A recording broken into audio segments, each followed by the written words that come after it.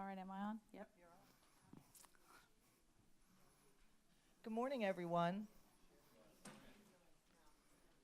It's just about 9:30. We're just about to get started, but before we do, I have a few housekeeping things to ask. First of all, this is a live stream session, so please be cognizant of the camera and the microphone back there. I respectfully ask that you keep side conversations to a minimum as a result of that mic being back there, and also ask that you please silence your cell phones so that they don't accidentally go off during the course of the presentation. The other thing I'd like to remind you, and I'll try to remind you at the end as well, if you would please use the VCCS app to evaluate this session when it's finished. That's always really helpful for presenters to get feedback on their presentations. So thank you all for being here, and we're going to get started with our session here. Wanted to make sure my iPad was also silenced. I just thought about that. Well, good morning. My name is Kelly GIllerlain. I am a professor of business at Tidewater Community College, and as of January 2nd, became an interim dean of business, information technology, and public services. And the reason why I'm presenting on this was because back in the fall, I thought I was going to have a lot of time in the spring to study competency-based education before I found out I was going to be an interim dean. I read some articles in the Chronicle that were like, I mean, I sort of know what competency-based education is, but I didn't really think about it on a larger scale. You know, normally when I think of competency-based education, I think of it in quantitative terms. You know, Dr. Benna Rubin, who does our automotive center, for instance. Okay, well, yeah, he's competency-based, right? You put a part together, and you can prove you put that part together. But the articles I was reading talked more about liberal arts, business, computer science, and that type of thing, and I thought, well, I really hadn't thought about it. So that's kind of the backstory on this. How many of you all are really familiar with competency-based education or maybe use it at your schools? Okay, what type of disciplines do you use it in? Dental hygiene? Allied health? Nursing? Do you? Where are you from? Lord Fairfax. I might need to talk to you without IT. Anyone else? So again, it's more quantitative. You know, in my opinion, that's easier to, I guess, figure it out. Like, do they know it or do they not? So for those of you like me, I wanted to actually know what a real definition of competency-based education was. So this is the one that I found. It just talks about you advance based on your ability to master a skill and your competency of that skill, and it's at your own pace, regardless of the environment. It said it's supposed to be tailored to meet different learning abilities and can lead to more efficient student outcomes. So that's the idea here. Now, the other question was, as we've all talked about repeatedly, is, all right, well, we're all concerned about student success, correct? So that was the other reason I brought this in. Now, it's interesting, some of this stuff that I read about that I really liked was it said time is fixed while learning is variable in a credit-based system. And when I thought about that, I thought, all right, well, I guess that's kind of true. You know, a student comes for a certain amount of hours. We hope they get what we want out of it, you know, that they get the information that we have given them and the projects and that type of thing. But conversely, with competency-based, it says learning is fixed and time is variable. So I thought that was kind of an interesting, I guess, caveat to that. So as far as student success, this was interesting. I thought this was going to be easy to find as far as a quote-unquote a definition. And it really wasn't. I looked it up in a number of different places, both academic and non-academic, and talked to different people, and I basically came up with these points, which I think cover mostly everything. But when we're looking at student success, obviously we're talking about, you know, their placement. You know, on our campus at Tidewater, it's about, do we retain them, do they transfer, or do they graduate? Pretty much. Those are the three ways that we know. You know, persistence, transfer rates, et cetera. But even improved GPA was one of the ones listed as student success. The most recent, I guess, information that has come out are the degrees for federal employees. Southern New Hampshire University has kind of jumped to the forefront of competency-based education. And now they're offering these competency-based degrees to all federal employees through their College of America, for America. And of course, initially when you read that, the first thing I thought was, well, how does that affect my institution? So the annual tuition for this degree is $3,000 a year. They can get an associate's and a bachelor's.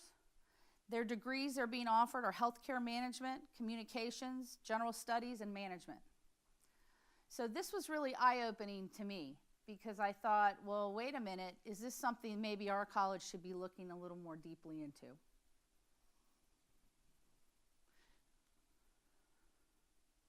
Just some backstory on competency-based education. It's hysterical that in 1937, a leader of the Carnegie Foundation said, "A new day is dawning. American higher education appears to be well on its way to another stage of development." You know, they were fully embracing competency-based education, thought it was the wave of the future back in 1937. And they also felt like that it was going to be able to expand access to lower income students and also to lower cost. So what happened? Well, not much that I can find in the literature. In the 70s, the colleges were targeting, there were certain colleges that were targeting older students. They felt like older students that had work experience, you know, could then take competency skill-based evaluations or put together portfolios, et cetera, and get college credit. Some of the first adopters were the DePaul University School of New Learning, Excelsior College, and SUNY Empire State College, and Thomas Edison State College. So they were mostly up north where there was, I think, more manufacturing and healthcare focus on those colleges. In the late 90s, in particular, and it's funny because I didn't find anything from the 80s, which I thought was kind of interesting. So I guess everything kind of laid dormant for a while. But in 1997, it says governors from 11 states agreed to create a virtual college to help students train for in-demand jobs. And this Western Governors University enrolled 71 students in 99, and in 15, they had 62,000 students. So again, that was kind of a wake-up call on maybe we need to think about that.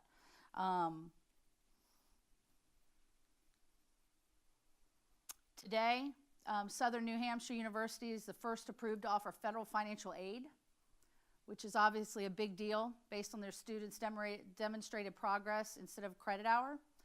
And there's also a new competency-based education network that has 17 institutions and 2 state systems in there. And it talks about the University of Wisconsin has also begun offering a competency-based education. There's also some universities in Texas that have now gotten on board. And the purpose of this competency-based education network is to share information on the method of learning, guide its development, and stake out principles for high-quality programs, because we're all pretty much familiar with OER and how people say, oh, it's quality. You know, the publishers say, well, you're not getting the quality with OER because it's not proven. Well, I think that's what this whole competency-based education network is trying to do too, is saying, yes, we can offer competency-based programs and they have quality, and here's our breadth of information and literature and background and research.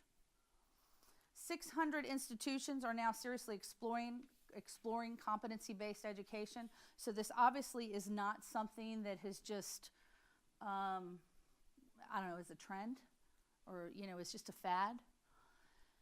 My next question was, all right, so you have competency-based education, and I get that with things like automotive and medical and maybe even IT, there are certain certifications you can get, there are certain skills you can easily demonstrate, but now it's getting into the liberal arts section. And so I'm thinking, well, all right, how can I demonstrate, I don't know, history? I'm a business professor, so I get that. But for instance, the gen ed, how are you supposed to demonstrate competency there? These were some of the skills that they were saying with projects, papers, examinations, presentations, performances, and portfolios.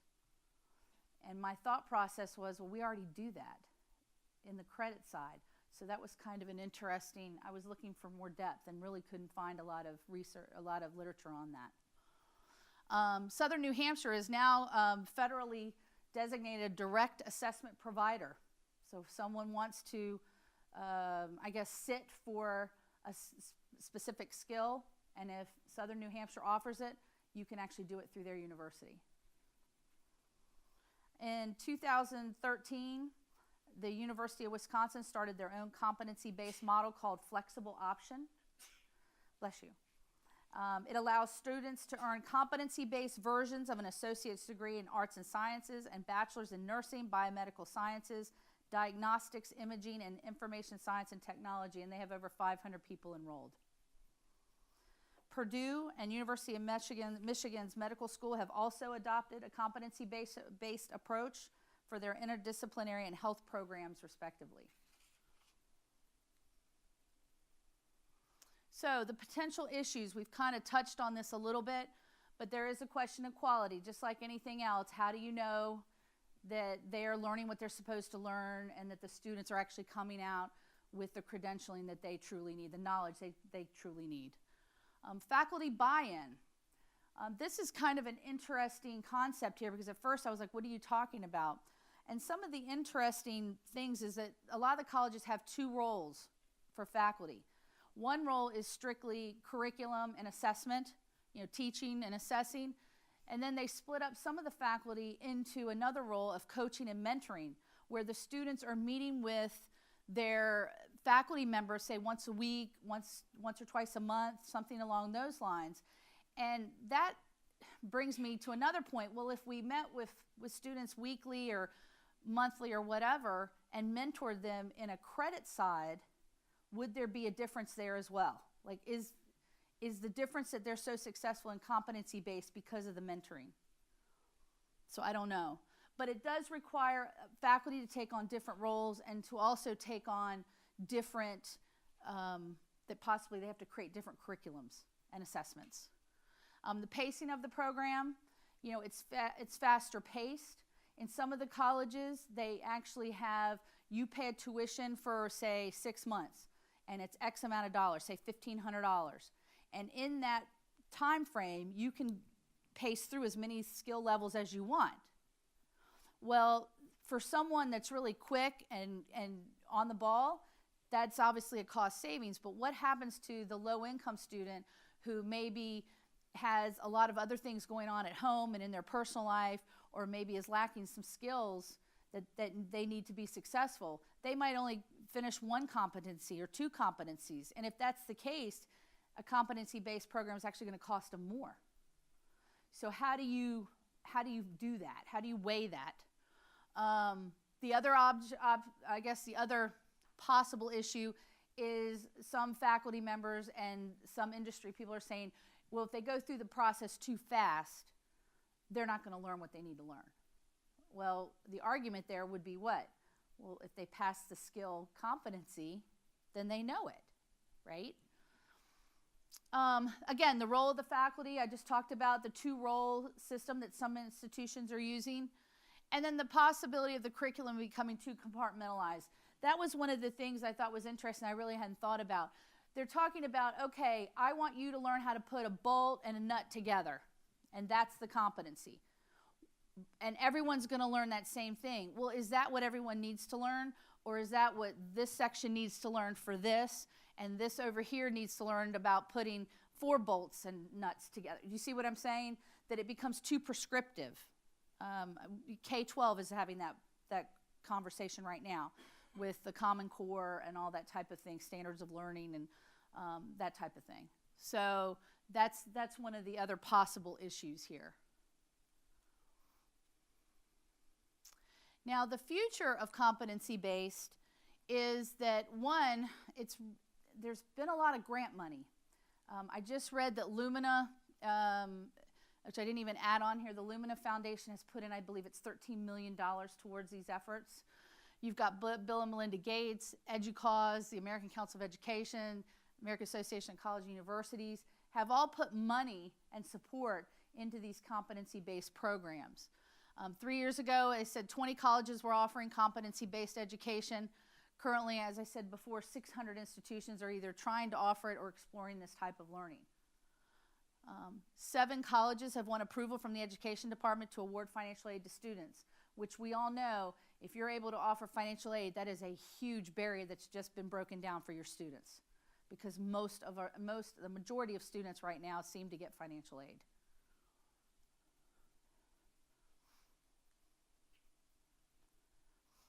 Now, will it work for all institutions? And this is kind of interesting because based on the community colleges, you know, it's probably something we need to really look at to expand for those of you that are using it now. There's not a lot of research out about that. And I even read a report from 2016 that said, you know, we can't find anything either when I started looking through it. You know, traditional freshmen tend to not be the target. The target market for this are working people with some work experience, if not a lot of work experience, older adults, people with families that don't have a lot of time, kind of who we have been marketing our online courses for. And I know recently, at least at Tidewater, I'm sure with you all too, we've been exploring offering 8-week, 10-week, 12-week classes.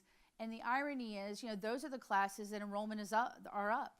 You know, enrollment is up in the shorter version classes. Students don't want to take 2 years to get a 2-year degree anymore, it seems. I don't have any strong data for that, but that's the trend. You know, with enrollment being down across the board, students want to get in, get out. And that's a strength of a competency-based program.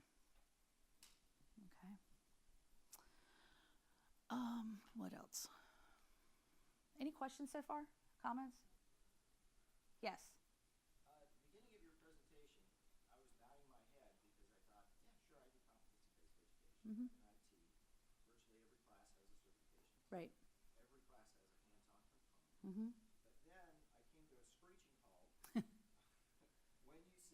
hands-on component. Mm-hmm. But then I came to a screeching halt when you said that they can master the skill at their own pace. Yeah. How, in the structure that we have in the community college, with a 14-week semester, 14-week final exam, do you do that? Because class ends when class ends. Right. What it looked like based on the stuff that I read about, because like I said, I don't teach competency-based. So this was, like I said, just an interest that I had. But it looks like you take the learning outcomes, much as we do with OER, and set those up, and then set, okay, what skill do you have to master to meet that learning outcome?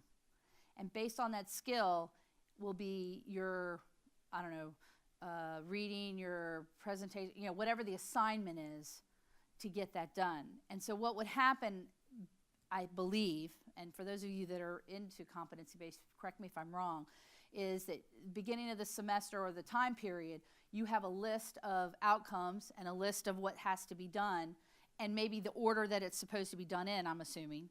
And then the student would say, okay, I'm going to work on learning outcome number 1. And to master that, I have to do this, this, this, and this. They do this, this, this, and this. They take whatever the assessment is. They're done. Then they move on to outcome number 2. That's the way I've seen it presented. Now, I don't know if it's the correct way or if there's a different way, but that's where the self-pacing is. So, for instance, if you have 10 outcomes for your class, you know, and I'm really sharp in that particular subject matter, who's to say I can't do 10 outcomes, I don't know, in a month? Maybe. You know, maybe I study 10 hours a day and, you know, do that, and I knock it out, and then I go, okay, now I want to go on to the next class. And so that's what they're saying, is that you could get a 2-year degree maybe in a year, maybe in 6 months, maybe a year and a half. It would depend on your motivation and how much time you're willing to put into it. And so then the faculty member, that's how you become a mentor. You've got to keep up with however many students you have that are going to be at different stops along the route, which I could see logistically that being an issue. Oh, is that my 10 minute? No, not at all. That was I wanted to remind people, if you have a question, we'll use the microphone, so if anyone's sorry. listening, they can hear. No, that's okay, and that was a great question about the self-pacing aspect. Yeah. I wonder if that's not a little bit like the math modules, MTT modules are supposed to be, and it sounds similar, where the instructors are coaches and help Yeah. students get through that. You're right. Are there other Someone right questions? there. It would seem from what you're describing that it would be more suited to an online teaching format. Is that what you discovered in your research? Yeah, one of the additional, I have a lot of extra stuff here because I didn't know how long this presentation was going to take. that was one of the things they said, that it was very conducive for online learning because everything's there. And it also talks about how you don't necessarily have to meet with a student prescribed times. It might be, okay, I'm going to meet with you after you do every outcome, or I might meet with you if you struggle, then we'll set an appointment up, to meet with you. But yeah, online seems to be the way most of these programs are run overall, except for the medical ones. I believe obviously the medical ones, they have to have meetings. Do you have any examples where this can be applied to lab science courses? Because of the pacing, and labs have to be done on campus at a set time, set prep, and how this would work with pacing. I saw a lot in here with about biomedical to health professions, and I'm assuming there's lab components there, even though I'm not a health professions professor. And they did not say how that was done. The only thing I'm wondering is a lab open, say, from 8 in the morning until 10 at night and Monday through Thursday, and you must come within those hours to do your lab? Maybe. I don't know. But no one actually got into the nitty-gritty of actually how it was done. But I'm guessing that based on what I've read, that's part of it. Yes, I'm at Lord Fairfax, and we are part of the Competency-Based Education Network, as is you? Danville Community College. And we do have 8 competency-based education programs. We've done both direct assessment and have moved back to course-based assessment as well. I should have presented this with you. One of those is, and it's always good to hear more about it, it is coursework in anatomy and physiology that are required as part of our health information management. And we do have lab supplies that are actually shipped to the individual and very specific assignments. They're also OpenStax, has incredible textbooks, and all of you are doing a good job of using OERs in that kind of way. There are a lot of workarounds. So they can do the labs at home? Yes, That's in neat. that particular For some course stuff. for anatomy and physiology. Okay. Wow. A lot of the IT simulations are adaptive release over a period of time based on the student's progress. And sometimes they're much more personalized with student progress where they do know some competencies and they're working on them in our administrative support technology program. But in IT and cybersecurity and networking, they are sequential based on adaptive release of mastery of each I would level. love to talk to you after this, I look forward to it. if you could, if you have a minute. And there's someone back there. In your research, have you found any barriers to students going on for like a master's program when they complete a competency-based program? Because in my area and with dealing with some of the master's programs, they're saying that they won't accept pass-fail grades, that it has to be letter grades, which some of the, like Western Governors does. I know for nursing that's been an issue in my area. Yeah. I didn't read anywhere about any master's degrees, which is interesting. I mean, the schools are all offering associates and bachelors, but they don't talk about persistence past that, at least what I've gotten so far. I mean, there might be something else out there. It would be interesting, actually, though, to ask, like, Western Governors, for instance, what happens if you want to get a master's degree? I mean, I'm assuming if they give a letter grade, you said? They do not? Pass-fail. Oh, it is pass-fail. I thought you said they did. Because that would be, I would think then they would take it. But I don't know. I really don't know. Who else? Yeah. You mentioned pacing being a potential issue, and you said what would happen if students completed too quickly. I also wonder, could students get lost in the process? Yes. and drop behind and not come to see their mentor and get caught up in other life issues? And what does the research say about that?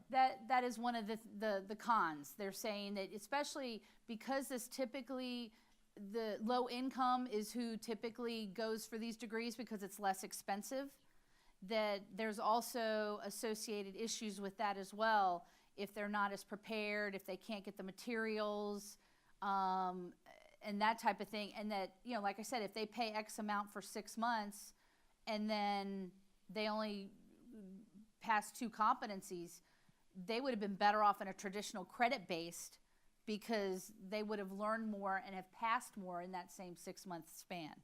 So yes, that is definitely one of the cons. And just drawing that parallel again between developmental math and competency-based, I've advised students where I would tell them, you know, you're signing up for 3 units and you need 5. If you can get all 5 done, you only pay for 3. Right. And they'd be all gung-ho, and then they come back and they got 1 done Right. for 3, you know, so I think there's Right. a parallel there. So that's definitely a con, because in essence, the way after reading all this, my thought process was competency-based would be good for a high-performing, motivated student, because, you know, I want to get done. I mean, my master's degree was like that back in the early 90s. It was on 10-week sessions. When no one did 10-week sessions, it was hard because it was a 10-week session. I got a 2-year degree in a year and a half. It about killed me, but I managed. I mean, you know, you had to spend a ton of time, but you had to be extremely motivated and have a home life that was supportive of that, whether it's people or place or whatever, so that you weren't distracted and that you were supported by that. So, yeah. Well, we'll do follow-up, and I'll come back to you, Steph. I also had a question about the quality question. It seems to me that the quality of the competency-based education would be more easily demonstrated because we can say with certitude, these are the competencies that our graduates have. Whereas with credit-based, yeah, they've completed these courses, but they got a C in this one, a B in this one. What does that mean? What does it translate in terms of skills for, let's say, an employer looking at the transcript? Yeah, the argument that you just bring up is one that I actually noted here. It says that a student can graduate with a 3.0 in business, but what does that grade percentage tell us, right? We have no idea as to the student's knowledge, skills, or abilities in specific areas. Can they make an effective presentation? You know, do they understand double entry bookkeeping? Those type of things where skill-based would have that. So that's the pro of it, that they would know exactly. You know, I have the same, my daughter's boyfriend's graduating with a business degree. It's from a good school, but I'm like, well, what do you know? Like, what do you want to do? I don't know. I think I want to go to grad school. Okay, to do what? You know what I'm saying?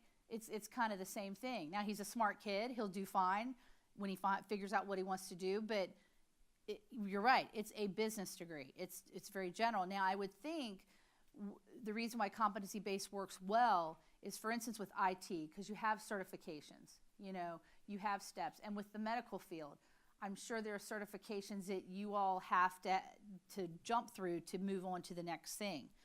So, for instance, IT is a perfect example that competency-based I could see working, because I can then hold up a paper and say, I'm A+ certified, you know, I'm CSS, SP certified or whatever. You see what I'm saying? That I could actually point to that. It's where they're getting to competency-based with the liberal arts that I'm still kind of trying to wrestle with that. How are you going to show competency unless the learning outcomes are so specific and the assessments for those learning outcomes are so specific? Again, kind of going back to the OER concept, you know, then I could see it working. Yes, in the back. Oh, I'm sorry. Go ahead. I was going to make a couple quick comments. One is most of the CBE do have some grade equivalent with what's an exceptional pass as an A or a pass as a B. That is required for financial aid, transfer programs, and things like that. Many of us do rely on national competency frameworks from the Association of Computing Machinery, AHEMA, IAAP, and others, and those inform and are aligned with our program learning outcomes. Yeah. The one thing that we have, and it's not just a certain type of student that's interested in competencies, is that many of our employers have very specific job roles, and they're invested in return on investment with a competency-based model, and we're finding that aligning ourselves with that gets us a much better way for our graduates and students to show that they have the competencies for specific jobs, but also soft skills. And we're finding their ability to describe those competencies, to have artifacts. And it's also improving teaching and learning through the use of much more improved rubrics that are truly measuring that artifact. And we get a lot of inter-rater reliability and peer review and improvement of teaching and learning through That's that. great. And I think there was one more over here. There's a question in the back here. I was going to question what he alluded to was that there are different levels of being able to say you passed the competency, because it seems like you would still have to have a graded component that some passed it in an excellent way and some did not. And as you're saying, the application to a liberal arts model is difficult to translate, because as much as we want to emphasize objectives, there is a certain amount of intangibles that we're looking at with a liberal arts education and you know what we put into our gen ed. And so it seems like it would be difficult to discern whether they had grasped all of those and be able to say, yes, this is a skill that's passed. I agree. That's part of what drove me to read about this, because it said it was expanding liberal arts, and I didn't get it. And I just thought it was because I was a business professor. You know, we're more quantitative. So, okay. Gosh, I don't even remember where we were. Anyway, you probably have already read this slide then, but, you know, whether a competency-based degree will work obviously is going to matter how your institution is set up and the mission of the institution. And because it emphasizes intense student-faculty contact, which we all are all dealing with this now with pathways and the whole student success module and that type of thing, you know, all right, so now we're talking a bigger time commitment and possibly more money that needs to be spent by the institution to hire more people to help facilitate this. And right now, I doubt that's really going to happen. You know, it can improve efficiency during time of limited resources, because obviously you can probably have 50 students going through a class in competency-based versus 20 if you're not actually having to have quote-unquote class, but just set times to meet with people. So it's possible it can be more efficient that way. They talk about cost and implementation. You know, students save money, obviously, because they can go through the competency-based program aggressively if they want and finish sooner. They can also possibly get credit for prior achievement, taking CLEP, that type of thing. Tuition that is low and based on time periods rather than registered courses. Availability of online learning resources. And again, we're talking, whoever asked me about online, that was a big component in savings for the students. As far as the institution, it's interesting. The cost, they were like, well, it might be a savings, but it might not. And this kind of goes back to a couple of things. You know, you've got faculty doing instruction assessment, and then you've also got faculty mentoring. Well, then you've also got back office systems, because now you're talking about doing all the student services component with students in different levels along the timeline. So you might have this student graduating here and this student there, whereas it is now, you know, they kind of almost are a cohort. Everyone graduates in May, maybe December. You know, it's a lot simpler, the structure now. You know, some of the questions, will the new degree reside within the existing organizational structure? Some of the colleges have done that. They've just taken some faculty and said, okay, it's still going to be housed in this school, but we're going to do it this way. On the other hand, they've also separated, some of them have separated it and had a separate learning college or unit, and that those faculty are different, you know, than the traditional faculty. So you got to, that's one of the issues. And then of course, delivery method. Are you going to do face-to-face? Does it have to be hands-on? Can you mail? I wouldn't have thought about that. Can you mail labs to people? Who's going to coordinate that? So there are a lot of logistics involved here. And then again, going back to the role of the faculty, you know, what's faculty really going to do here? So the question is, does it really increase student success? And actually, after talking to someone who was telling me, yes, it does, I deleted, my answer was maybe. Because it depends, in my opinion. It depends on how it's implemented. It depends on the type of program, I think, and how that program is structured. And it also depends really on the buy-in from faculty administration. You know, is there going to be support there? If faculty are on board, is there the student services component? Is there the online component? You know, it looks to me as if all the pieces of the puzzle have to be put together in order to make this work. Are there any other questions? I don't know how much time we have left. We do have about 10 minutes left, and so Okay. there is some more time for discussion, or if you have more information you want to share with us. And I was going to say I've actually got some more stuff here, but I just wasn't going to share it with you. No, I'm just kidding. Yes, David, in the back behind you. Thank you. I think one of the problems is organizational adoption.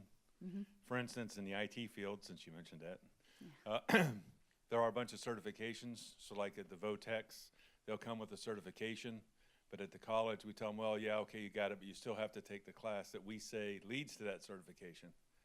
And we don't even give them credit for it. And that's a huge problem. I think we get stuck in our FTEs and core courses that, you know, give us bread and butter to maintain our faculty, and say, hey, we need to revamp how we look at that. So give them an advanced course. And we've done that a little bit in our IT field at our campus, and by trading courses so they can take a more advanced course. But we're also limited on how many advanced courses and how many substitutions we can make on a degree so everybody's happy. So we do have to think outside the box if we're going to make this work, I think. Okay. Anybody else? Okay. Okay, the other things that I wanted to talk about too, we were talking about the institutions and that type of thing. At Western Governors, they said traditional faculty activities are split up into 4 groups, and this was something of interest to me, obviously, as a faculty member. They have teams of faculty members and administrators that design all of the curriculum and assessments. So I guess that allows for continuity across the curriculum from whoever teaches the course. They also provide the information technology support. For example, as you were just saying about instructional materials are posted on the web, faculty members are served as course mentors and do not need to design any particular curriculum materials. And that's kind of interesting because that can be good and bad, you know? If the 4 of you get together and do my curriculum and I don't like it, then what? Or I don't agree with it, for instance. And I might have a legitimate concern. I don't know how they handle that. They also have student mentors that meet with students regularly to make sure they're on track to graduate. These individuals serve as counselors more than anything else. So my next question with that was, okay, well, I realize you want to choose high-performing students, but is that taking away from their time to progress and study and whatnot? I don't know. I guess you would just take volunteers and that would work. I mean, we do that sort of now anyway, but I think it's interesting that that's a major component for them, is to have these student mentors. A group of faculty members also serve as course mentors for specific topic areas, and they spend their time conducting small group learning and one-on-one tutoring to teach students the materials. So these faculty members don't actually hold any kind of class schedule. Well, in the couple months I've been a dean, I can honestly say some faculty that would work with and some faculty would disappear on me. Sorry to say that. The idea of not actually having faculty held accountable for their time with students, I think could pose a problem for some. You know, your committed faculty members, you know, those of you sitting here that take time out of your day to come here, you would be fine. But you all know there are even full-time, if not adjunct faculty, that just don't toe the line. What happens with them now? You know, and especially if you're in a state with unions and with the contracts and that type of thing, I don't know how that would work out. Again, it's just a logistical issue. And then the 4th thing, it says grading of assessments is done by a 4th group without faculty status, hired on a per assessment basis. They are trained on grading rubrics to ensure that student assessments are graded correctly. How do y'all feel about that? I underlined that big time. Would you have an issue with someone that doesn't have the content knowledge grading your assessment that you gave students? You what? No, you'd be okay with that? Yeah. I also thought it was interesting that they're hired. So now we're talking a budgeted line item, right? And you can't tell me that administration wouldn't say, well, that's what faculty are hired for, to teach, you know, assess, and grade. So it's interesting that those were the 4 things, and they say it's split. So I don't know if they said, okay, you all will be in one group, you know, you all will be the graders, you all will be the mentors. I don't know if they just did that with their existing faculty or not. But I did think that was kind of an interesting, that 4th one. I was like, no, I don't want someone else grading my material. I know what my students are doing. I know if they've got it partially correct. I know if, maybe the question was written wrong. That's where the professor or the faculty member becomes the subject matter expert here, or is the subject matter expert. So they're the ones that know, in my opinion. It said with most competency-based degree programs, there's no structured classroom time, and that faculty can spend more time with students rather than spending time lecturing. All right. But I still, again, how do you quantify that? You're under contract to do X, Y, and Z. How can you, even from an administrative point, I can honestly say, how do I track that? But even as a faculty member, how can I prove that I'm doing my job? Yes. And in some cases, how is that more effective? Are you not then teaching individually a lot of things that you could have taught once to a whole group of students? Right. No, I agree. I Well- think that there could be some issues there. Yes. Two things I was going to say is, first of all, I think we're all sort of thinking within the paradigm with which we're comfortable. Right. Where faculty teach, they're in the classroom. We might sort of understand online education as part of that now. But I think it's a different structure, a different model. Been working with different, like University of Maryland, University, UMUC. That's a totally different model, like what you're talking about. And then the other thing, I forget what I was going to say. I don't know. Other questions? We have 5 minutes. Okay. Yes. The model that you're referring to at WGU is even more complex than you may have noticed. Oh, I just hit the high points. You're right. The unbundling of faculty roles is so that people can do very well what they do. And they do have faculty in the content discipline that are grading the assessments. It's not people outside of the content area. And the unbundling is because they built their institution from scratch. So Right. they could define their faculty roles. They don't have to worry about time on governance or time in committees or service. They're very focused, and they hire into those roles, and they have a huge network of people across the country that are working in those, and they're very much up on the nature of the content and the knowledge and delivery, and they really do the best of what we call flipping the classroom. So they can work with individuals to make sure they're getting the competencies. And there's some very, very fine OERs and very fine, all their competency materials are open and access, and we can view them. And WGU specifically worked with community colleges, with Department of Labor and TACT and others to promote CBE. And Sinclair Community College, some of the others are really shown that they can serve a lot more students more effectively at lower cost with much higher retention and completion than the traditional model. So I think it's more in step with where learning is really taking place, but it does challenge a lot of our assumptions about traditional faculty roles, workload, what is a course, how do we know someone's learning. So I think you're raising good issues. Yeah, I mean, and I'll be honest with you, I have no personal opinion on it either way. I just thought it was interesting the way it was presented. I think there's a lot of benefit to competency-based learning and instruction. I think there's definitely something we might want to look at based on the numbers. I mean, when we've got enrollment falling through the floor across the board, you have to ask why. And one of my personal contingents, my personal opinion is because students don't want to go to school for as long. And that's why they go to the for-profits, that's why they go to other institutions, because they're offering a quicker degree. And maybe we need to get out of the semester model, and maybe we need to go to 10-week and 12-week classes and do 4 sessions. And someone said, well, how would you pay faculty? I said, well, you pay them by how many sessions they teach. And same way, how many sessions and courses do they teach?